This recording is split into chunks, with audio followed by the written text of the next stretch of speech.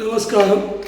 நேற்று ஒரு வீடியோ வெளியிட்டிருந்தேன். அதில் பிதற்களை பற்றியும் பிதற்கள் தோஷங்கள் நம்ம நிவர்த்தி செய்கிறதுனால நம்மளுக்கு கிடைக்கக்கூடிய பலன்களை பற்றியும் சொல்லியிருந்தேன். அடுத்து குருவினால் இந்த 3 கிரகங்கள் 3 ராசி கட்டம் மாறும்போது உலகத்தில் பிரளயம் ஏற்பட்டு 7 கோடி பேர் பாதிப்படைவார்கள் கொடுத்துருந்தேன்.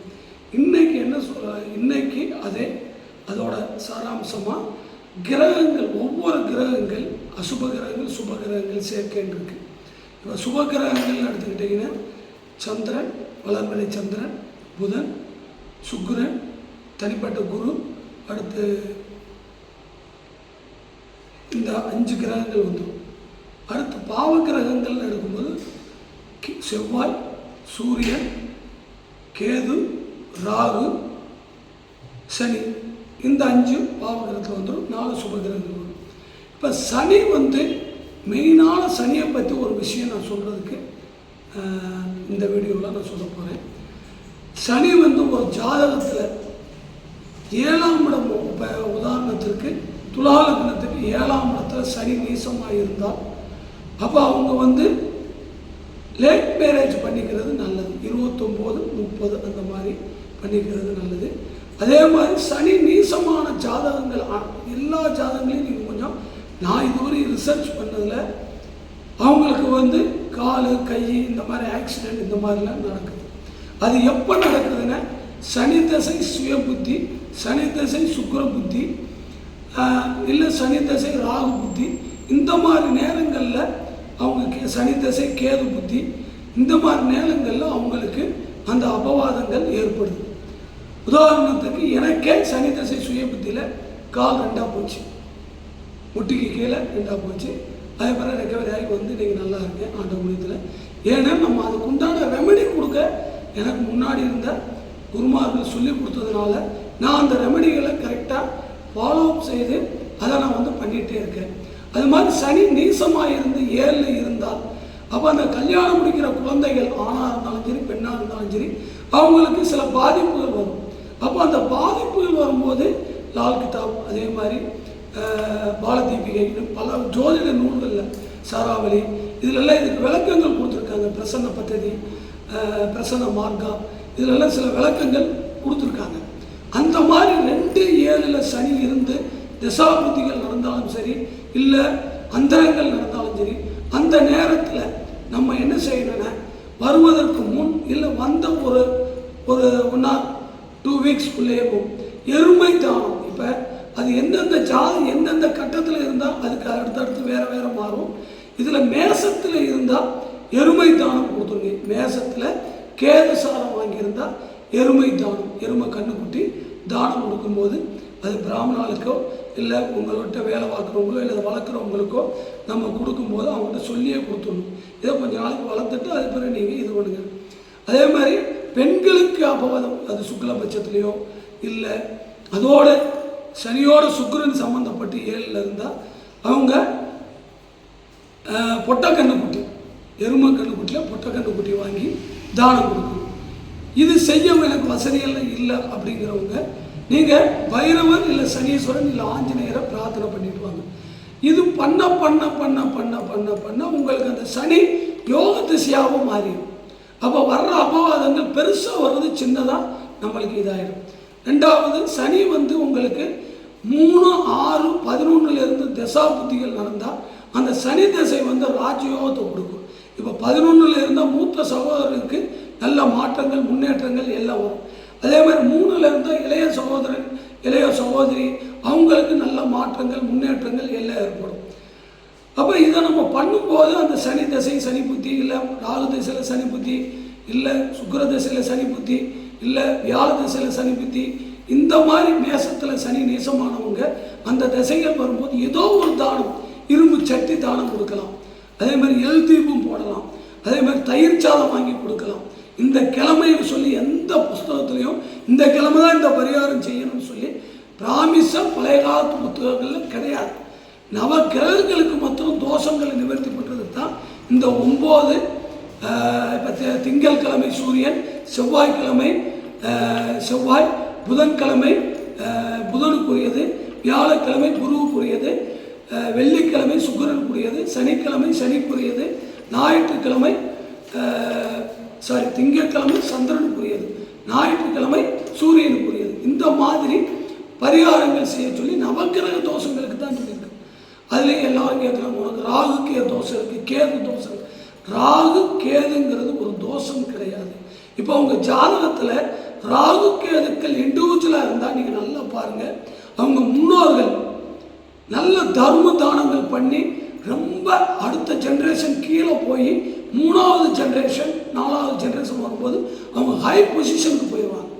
அப்போ அந்த வீட்டில் உள்ள பாட்டிமார்கள் இல்லாதவங்களுக்கு சாப்பாடு, தயிர், பால், குழந்தைகளுக்கு இந்த மாதிரி தானம் கொடுத்துருந்தா தான் பிறக்கிற குழந்தைகளுக்கு ராகு கேதுக்கள் இண்டிவிஜுவலாக இருக்கும். அப்போ அந்த ராகு கேதுக்கள் இண்டிவிஜுவலாக இருந்தால் எவ்வளோ பெரிய புண்ணியம் தெரியுமா? அப்போ நம்ம முன்னோர்கள் அவ்வளோ புண்ணியம் செஞ்சுருக்காங்க. அதுக்கு தான் சொல்லியிருக்காங்க, முடிந்த அளவுக்கு நம்ம ஒழுக்கத்தை கடைபிடித்து ஒவ்வொரு குடும்பங்களும் நடத்தி வருவதை பார்த்தோம்னா கண்டிப்பாக அந்த குடும்பங்களில் பெரிய அபவாதங்கள் வந்தாலும் காணாமல் போயிடும். அதே மாதிரி நம்ம முன்னோர்கள் செய்த பாவங்களை நம்ம நேற்று சொன்ன பிதிர் பூஜையை பார்த்துக்கோங்க, அதில் அதுக்குண்டான விளக்கங்கள்லாம் கொடுத்துருப்பேன். இந்த சனி சுக்கிரனோட ராகுவோடு சேரும்போது என்ன ஆகுன்னா, இப்போ 7ஆம் இடத்துல சனியோட ராகு இருந்தால் இருதார யோகம்னு சில பேருக்கு தான் வருது, எல்லாருக்கும் வரல. இதில் சுப கிரகங்கள் அந்த சனி ராகு 7ஆம் இடத்தை பார்த்துட்டு அவங்களுக்கு தோஷம் கொஞ்சம் குறைஞ்சிடும். அதே மாதிரி சனியும் குருவும் சேர்ந்திருந்து இல்லை பார்த்துருந்து அவங்களுக்கு சில தோஷங்கள் வரும். அதில் ஒரு சில விஷயங்கள் நான் அனுபவித்தது, என்கிட்ட வர்றவங்க, என்கிட்ட ஜாதகம் பார்த்தவங்க, அந்த குழந்தைகளுக்கு வந்த சில நோய்கள் அதெல்லாம் வச்சு நான் சில இதெல்லாம் எடுத்து பார்த்தேன். இப்போ சனி குரு பார்க்கும்போது உண்மத்த தோஷம்னு பேர். அப்போ அந்த உண்மத்த தோஷம் இருந்தால் அந்த குழந்தைகளுக்கு எந்த மாதிரி பிறந்தாங்க, என்ன ஏது, அவங்க ஜாதகத்தை நல்லா அனலைஸ் பண்ணி அதுக்கு பிறகு தான் அவங்களுக்கு ரெமெடி கொடுக்கணும். எடுத்தோம் கவுத்தோட ரெமெடி கொடுக்கக்கூடாது. அதே மாதிரி புதன் ராகு, புதன் கேது சேர்ந்த குழந்தைகள் இந்த சனியோடு சேர்ந்திருந்தா இல்லை சூரியனோடு சேர்ந்திருந்தா அந்த குழந்தைகளுக்கு பிறக்கும்போது என்ன தோஷங்கள் இருக்குன்னு கரெக்டாக பார்த்து அதுக்கு உண்டான ரெமெடி நம்ம கொடுக்கும்போது அந்த குழந்தைகளுக்கு நோய் நொடிகள் குறையுது. அதுக்கு அவங்க இதில் மெயினாக இந்த தோஷங்கள் வர்றதுக்கு மூல காரணமாக உள்ள இடங்கள் 4 இடம் தான். 1, 5, 9, 12 இந்த 4 இடம் 5 இடத்துல இந்த பாவ கிரகங்கள் சனியோட ராகு கேதுக்கள், சுக்கிரனோட ராகு கேதுக்கள், சூரியனோட ராகு கேதுக்கள், புதனோட ராகு கேதுக்கள், செவ்வாயோட ராகு கேதுக்கள் இருக்கும்போது ஒவ்வொரு கிரக சேர்க்கைக்கும் ஒரு பாவமும் உண்டு, புண்ணியமும் உண்டு. அப்போ அதை கரெக்டாக தெரிஞ்சு அதை நம்ம குழந்தை பருவத்திலே குழந்தைகளுக்கு நிவர்த்தி கொடுத்துட்டோம்னா அந்த குழந்தைகள் வளர்ச்சியில் நீங்கள் ஹாஸ்பிட்டல் பக்கம் பெருசாக போக வேண்டியது இருக்காது. இதில் சில நட்சத்திரங்கள்னால வர அபவாதங்கள் தோஷங்கள் இருக்குது. பாலரிஷ்ட தோஷம் அப்படிம்பாங்க. அப்போ அந்த பாலரிஷ்ட தோஷம் எப்போ ஆரம்பிக்குது, என்னென்ன நட்சத்திரங்கள் ஆரம்பிக்குது அப்படின்னு பார்க்கணும்.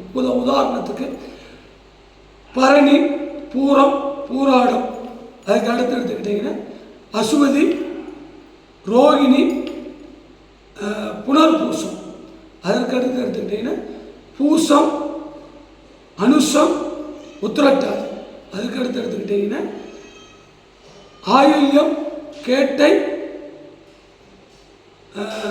அவ்வளோதான். அதுக்கு அடுத்து எடுத்துக்கிட்டிங்கன்னா விசாகம், உத்திரம், சித்திரை, விசாகம், இந்த 3 தோஷம் உள்ளது. இப்படி 13 நட்சத்திரங்கள் தோஷம். அடுத்து மூலம், அவிட்டம், இவ்வளோதான். இந்த நட்சத்திரங்களில் பிறக்கிற குழந்தைகளுக்கு நம்ம அந்த பாலரிஷ்ட தோஷம் இருக்கான்னு பார்க்கணும்.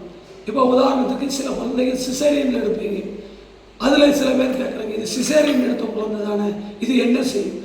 என்னைக்கு அந்த குழந்தை பூமியில் விழுகுதோ அன்னைக்கு தான் அதுக்கு எழுதி வச்ச நாளில் அது வெளியே வரும். அப்போ அதில் நீங்கள் ட்ராவல் பண்ணும்போதோ, நாடு விட்டு நாடு வரும்போதோ, இல்லை உங்களோட ஃபுட் ஆக்டிவிட்டிலையோ, இல்லை உங்கள் தண்ணிச்சத்து குறையிறதுனாலையோ, இல்லை நீங்கள் வெளியே போயிட்டு வர்ற நேரம், ஈவினிங் சில நேரங்களில் சில துஷ்ட சக்திகள்னாலையோ இந்த மாதிரி சிசேரியனுக்கு போகும். அந்த மாதிரி உள்ள குழந்தைகளுக்கு அந்த ஜாதகத்தை நீங்கள் எழுதி பார்த்து அதில் என்ன நட்சத்திரமோ அது அந்த 1 வருஷத்துக்குள்ளே அந்த குழந்தைகளை 3 மாதத்துலேயே தத்து கொடுத்து வாங்கலாம், 3 நாள்லேயும் தத்து கொடுத்து வாங்கலாம், 1 நாள்லேயும் தத்து கொடுத்து வாங்கலாம்னு விதி இருக்குது. அந்த 1 நாள் எப்படி செய்ய முடியும்னா, உங்கள் அக்கா தங்கச்சிகளோ, அண்ணன் தம்பிகளோ, அந்த மாதிரி அந்த குழந்தையோட தகப்பனோட அக்கா தங்கச்சிகள் இல்லை தாய்மாமன்கள் அந்த மாதிரி உள்ளவங்ககிட்ட அந்த ஒய்ஃபுக்கு அண்ணன் தம்பிகள்கிட்ட தத்து கொடுத்து நம்ம வாங்கிக்கிடணும். இல்லையா ஒரு நர்ஸிட்ட கொடுத்துட்டு வாங்கிக்கணும். அப்போ அந்த இடத்துல அந்த குழந்தை வேறு கோத்திரத்துக்கு போயிட்டு திரும்பி இந்த கோத்திரத்துக்கு வரும்போது அந்த தோஷங்கள் அடிபட்டுரும். அப்போ அவங்களுக்கு எந்தவித பாவமும் இருக்காது.